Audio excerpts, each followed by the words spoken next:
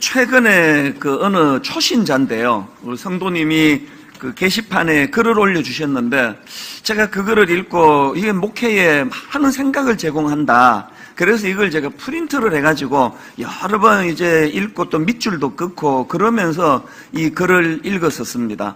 앞부분에 이거를 제가 좀 소개해 드리려고 하는데요. 내용이 이렇습니다.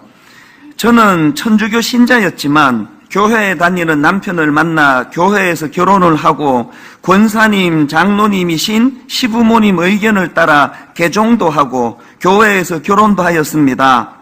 하지만 저는 교회라는 곳이 정말 불편하였고 교회의 언어나 분위기 모든 것이 싫었습니다. 사실 교회에 대한 좋지 않은 인식이 아주 많았습니다. 교회에 다니는 친구나 주변 지인들이 기도해 줄게 라고 이야기하면서도 뒤에 소위 뒷담화라는 것을 하는 것을 보고 많이 놀랐고, 그 기도나 은혜라는 것은 그냥 그들의 입에 발린 말이구나 라고 생각을 많이 했던 것 같습니다. 시부모님들의 교회에서도 전도니 통성기도니 은혜니 복음이니 하는 것도 모두 저를 불편하게 하는 것들이었고, 사람 모으기 같은 활동 같은 느낌도 많이 받아서 늘 교회의 예배 시간이 불편했고, 어떻게든지 시부모님들만 아니면 피해가고 싶은 순간들이었습니다. 교회 어른들이 목사님이나 서로를 정죄하는 모습도 많이 보이고, 여러 팔을 이루어 서로를 질책하다가도 만나면 울면서 서로 중보기도해 주시는 것을 보고 참 교회라는 것이 이중적이고 기도라는 주문으로 퉁칠 수 있는 곳은 아닌가 부정적인 생각이 가득했던 것을 고백합니다. 이렇게 시집 와가지고 이제 개신교로 바꾸었더니 거부감만 막 계속 쌓이는 겁니다. 그랬더니 또 그 다음 한번 들어보십시오.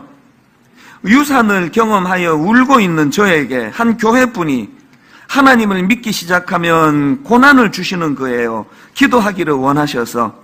이렇게 말하는 순간도 마음을 닫게 만들었습니다. 그저 얼마나 마음이 아프니?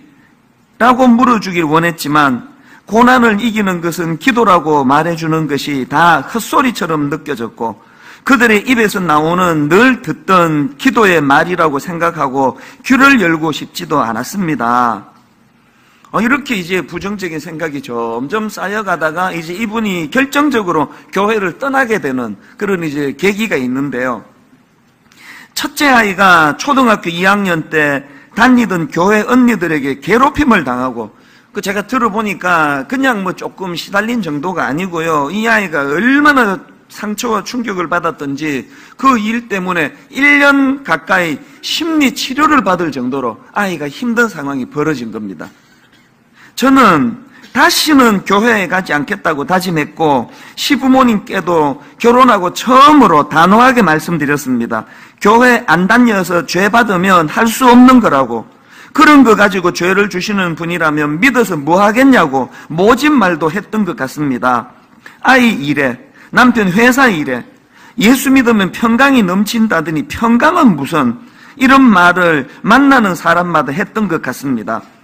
저희 아이 눈에서 밤마다 고통의 눈물이 쏟아지는데 제 마음 속에는 정말 화가 가득 차기만 했습니다. 그리고 교회를 3년간 나가지 않았습니다. 교회에 가라고 하실까봐 시댁도 잘 나가지 않았던 시간이었습니다. 이게 참 가슴 아픈 이야기 아닙니까? 그렇게 교회에 상처받고 교회를 떠난 지가 3년이 됐는데 대반전이 일어나는 내용이 그 다음부터 펼쳐지는데요. 그런데 어느 날 첫째 딸이 저보고, 엄마, 내가 기도가 하고 싶은데 교회에 나가면 안 될까? 내가 기도가 하고 싶고 교회에 가고 싶어 했습니다. 교회는 무슨, 교회에 교자만 들어도 짜증이 나는구만.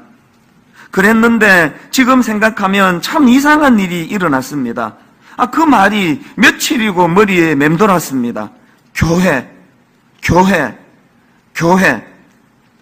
그래서 솔직히 아무 생각 없이 딸 기도 한번 한다는데 뭐 하고, 분당에서 제일 유명한 교회가 어딨냐고 누구에게 물었더니 분당 우리 교회 이야기를 하대요. 그래서 한번 가봤습니다. 아이 기다리는 동안 잠깐 기다리는 거지 뭐 하면서요. 저는 이찬수 목사님에 대한 사전 정보도 없고 관심도 없던 사람이었고 교회에서 사용하는 모든 단어가 불편했던 사람이었는데 정말 이상한 경험이었던 것 같습니다. 예배 전 찬양 하나를 듣고 그 다음 찬양 하나를 더 듣는데 마치 막힌 하수구가 뚫리는 기분처럼 목에 있는 불편한 가시가 나오는 것 같은 기분의 눈물이 몇십 분 동안 펑펑 쏟아졌습니다. 남편이 창피해할 정도로 울었으니까요. 얼마나 눈물이 나든지 내가 왜 울고 있지? 하는데 정말 그 찬양, 목사님의 말씀, 마지막 축도 몸에 쏟아 부어지는 느낌이 들었습니다. 얼마나 울었는지 모르겠습니다. 그날로부터 이제 1년이 되어 가네요. 전에 부정적으로 여겼던 기도해 줄게 라고 했던 교회 다니던 친구들의 마음이 지금 내가 저 사람을 위해서 기도해 주고 싶은 것과 같은 마음이었던 것은 아닐까, 이런 생각이 드는 요즘입니다. 화면에 비춰지는 울고 계신 성도님들을 보면 저도 모르게 주님, 저 사람도 울고 있습니다. 저와 같이 우는 마음일까요?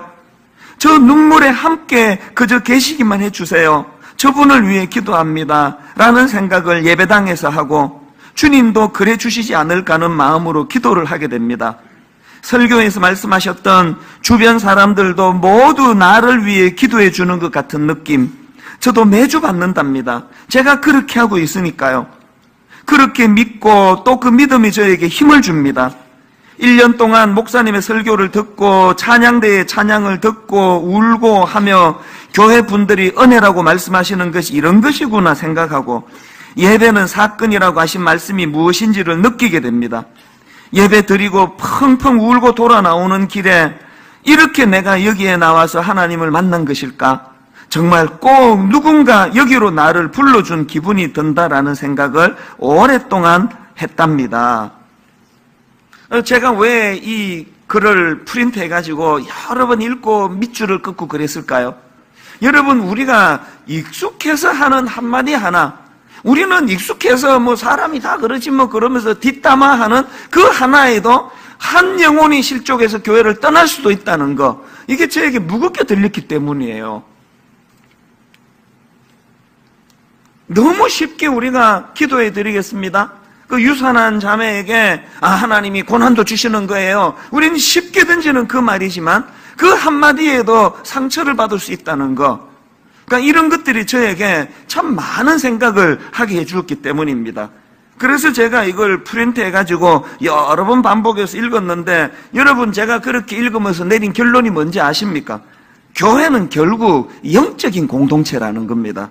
교회는 결국 하나님이 일하셔야 상처도 치유를 받고 회복도 일어나고. 한번 생각해 보세요. 그 어린 딸이 교회에서 왕따 당해가지고 안 그래도 그 교회가 싫던 차에 세상에 그 1년 가까이 심리 치료를 받아야 될 정도로 딸이 상처받아 밤마다 울고 있는 그 모습을 보고 그렇게 울분이 쌓여가는 이 성도, 이 자매님을 어떤 사람이, 어떤 인간이 그 마음을 회복시킬 수 있겠냐고요. 그랬는데 여러분, 단번에 그 목에 가시가 나오는 것 같은, 또 막힌 하수구가 뻥 뚫린 것 같은, 그래서 몇십 분을 이 자리에 앉아 눈물을 흘리면서 그 지난 상처가 치유가 되게 하는 이 일을 도대체 누가, 어느 인간이 할 수 있겠냐는 거예요. 하나님이 하시는 거거든요. 하나님이 한 번 그 자매 마음을 어루만져 주시니까 그 3년 동안 마음에 쌓여있던 그 뻥 뚫려지는 치유가 일어날 수 있다면 교회는 영적인 공동체여야 된다는 겁니다. 그래서 저는 창립 15주년을 맞은 오늘 우리 모두가 외쳐야 될 구호가 있다면 다시 예수 그리스도, 다시 예수 그리스도.